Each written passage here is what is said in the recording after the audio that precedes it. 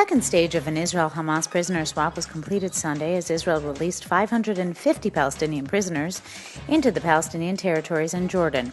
Hundreds of supporters and relatives singing, dancing, and waving Palestinian flags were waiting at Palestinian Authority headquarters in Ramallah, where the vast majority of the prisoners were to be dropped off.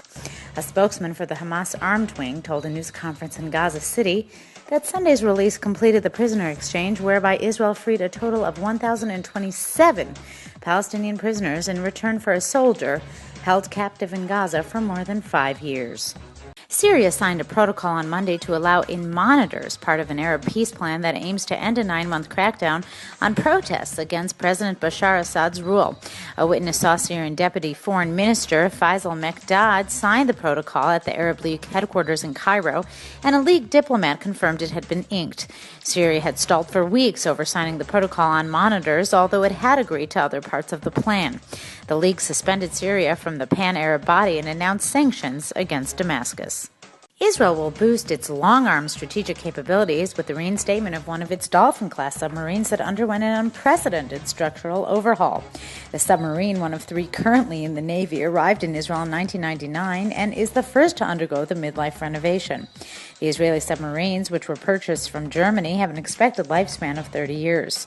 With the expected arrival of 2 additional submarines in the coming years, the shipyard is also undergoing renovations to accommodate the new vessels and building new hangars, some of which will be protected from potential Hezbollah.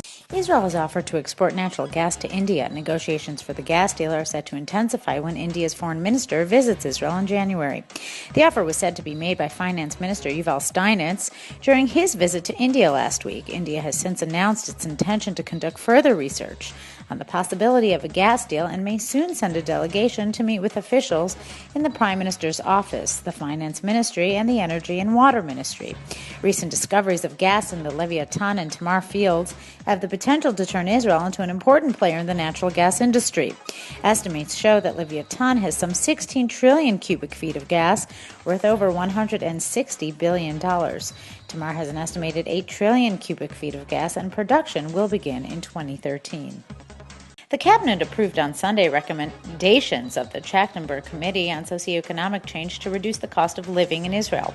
The measures are part of the competition chapter in the committee's recommendations, and their approval is another effect of the tumultuous summer of social protests across Israel.